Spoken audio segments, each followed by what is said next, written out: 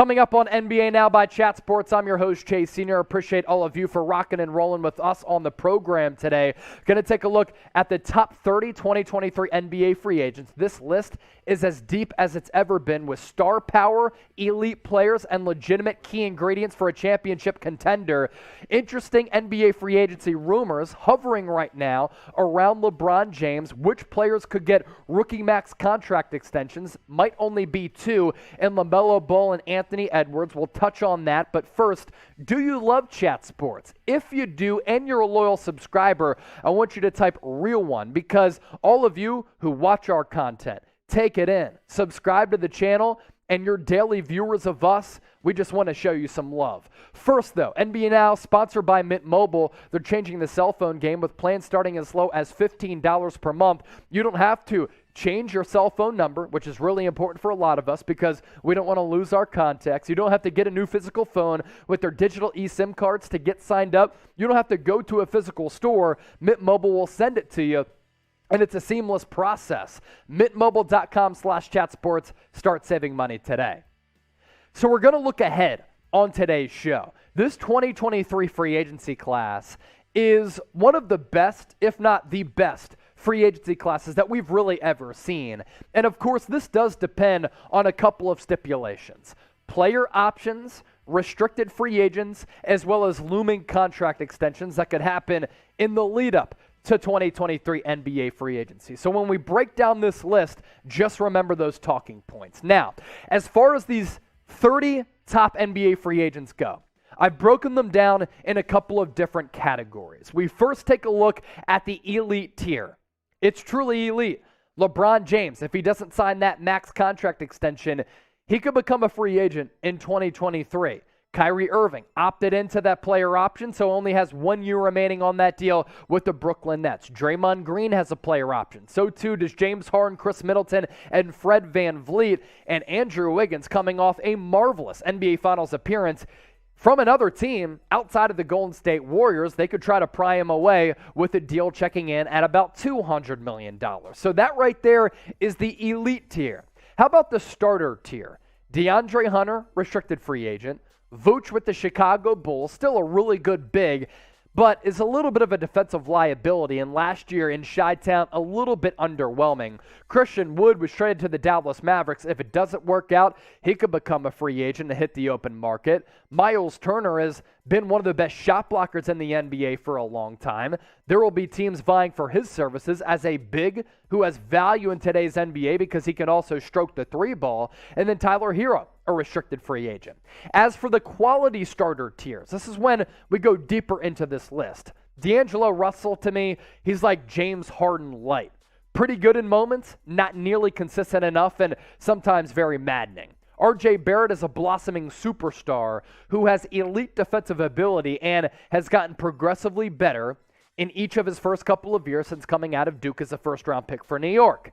Jeremy Grant, good two-way player. Now with the Portland Trail Blazers, I think he's a really good addition aside from Damian Lillard because he gives that team what it was lacking, very good defense. Harrison Barnes, 3-and-D player who can do even more and put the ball on the floor. Bojan Bogdanovic, about a 40% three-point guy. Kyle Kuzma redeemed himself last year with the Washington Wizards. Kristaps Porzingis, yeah, he continues to get hurt, but with the Wizards, I thought he actually played pretty good basketball. And Jordan Poole, he could get $100 million, maybe even more as a restricted free agent. From quality starters to the key ingredient pieces. These are guys who can really factor into being really good pieces on a playoff level team that can make a deep run in the postseason. Bogdan Bogdanovic, I love the lack of fear that he has. The guy is just fearless, playing in big games internationally and at the NBA level, never scared to rise up. Al Horford, he came out of nowhere last year in the playoffs with the Boston Celtics and was integral for the Celtics' success and still has some really good years in him. Seth Curry, His value could continue to rise because over the last couple of years, he's been one of the best, most consistent, and relied upon three-point shooters in the NBA. P.J. Washington, restricted free agent. Karis LeVert, really a one-way player offensively. Kevin Porter Jr., restricted free agent, a lot of ability, but a little bit of a mental head case at times. And then Reggie Jackson, Russell Westbrook, Steven Adams, Dylan Brooks, also on that list of key ingredient pieces. So too is Brandon Clark, Brook Lopez, Matisse Thybulle in 3 years has made 2 All-NBA defensive teams. Jay Crowder, a little bit older, but can knock down some threes, is a dog, gives you toughness and really good defense. Cam Johnson, I think he's underrated, really good young player. Josh Hart, the prototypical 3-and-D guy nowadays. Nasir Little, restricted free agent. Jacob Poeltl, Gary Trent Jr., Will Barton, rounding out our list of the top 30 2023 NBA free agents. I said it a little bit earlier. This free agency class, it is deep. It has star power and a bevy of really, really quality players. Among that group, who do you think is the best free agent? Give me a name right now in the comment section and join the conversation. On the other end, free agency rumors pertaining to some of the big names on that list. First, though, today's show sponsored by Mint Mobile, changing the cell phone game and really flipping it on its head. In this period of inflation, a lot of people are trying to save money. Mint Mobile allows you to do that. And if you go to mintmobile.com/chatsports, you'll see what I'm talking about. Unlimited premium wireless plans starting as low as $15 per month. That's not a misprint. I did not misspeak. $15 per month. Even your parents might start asking you to stop calling so much because you get unlimited talk and text. And oh yeah, by the way, on America's largest 5G network. It's a cell phone company owned by the famous actor Ryan Reynolds. Start saving money today on your monthly budget by heading to mintmobile.com/chatsports. Now, among those top 30 free agents, there is one headliner. That is LeBron James. Yes, he is set to be 38 years old in December, but last year he averaged nearly 30 points per game. He put his fingerprints on the game in a variety of ways, and he is still playing at an elite level. Last couple of years, injuries have started to creep up, but we know that LeBron James spends millions of dollars per year on his body, and he's going to do whatever he can do to stay on the floor consistently because he cares about his legacy, and his longevity is a big part of why he's one of the best NBA players of all time. Think about this. LeBron James entered the league in 2003 at 38 years old, still a top 5 player in this game. That's credit to him getting in the lag and keeping that body healthy. As for what's next for him, LeBron James eligible to sign a 2-year, $97 million max extension with the Los Angeles Lakers. The 2-year term is the max allowed under the CBA because he's a little bit older. If agreed to, LeBron James would bump up his career earnings to more than $500 million at $532 million. That would be the highest ever for any NBA player. As for a team to keep an eye on, a team who LeBron James knows very well, it's the hometown squad. The squad who we brought an NBA championship back to a couple of years ago, it's the Cleveland Cavaliers. That's coming from Bobby Marks of ESPN.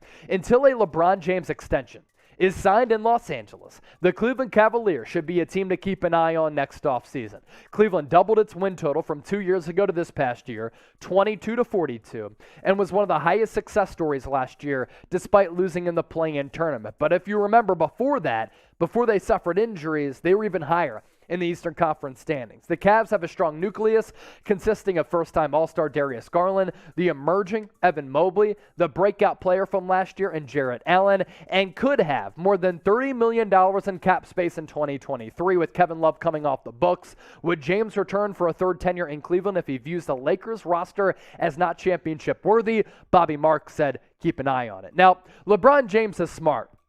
He might have business ties in Hollywood. He might be locked in with a couple of production companies and productions in general. And of course, he has his own production company. But he knows what's at stake with his legacy. He has 4 championships right now. He's trying to chase Michael Jordan's 6 championships.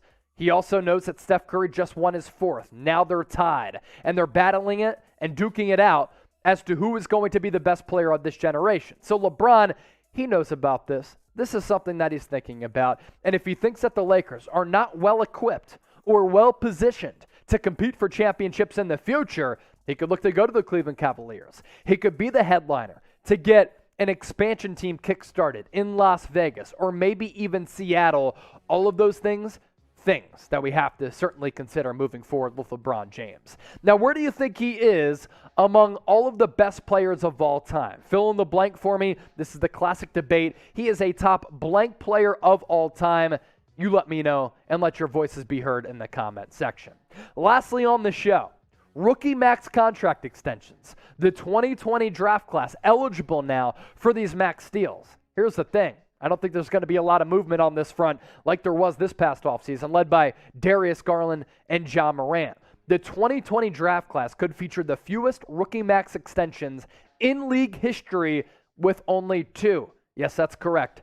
Dos. Who are they? LaMelo Ball, Anthony Edwards, 2 emerging studs in this league. And you take a look at what they did this past year. Really, really good. LaMelo Ball, point guard. Anthony Edwards, the uber-talented and uber-athletic wing.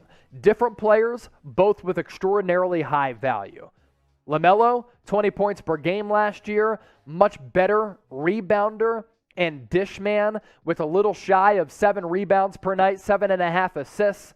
Shooting percentages, 43% from the field. And how about this for LaMelo Ball? Almost 39% from downtown.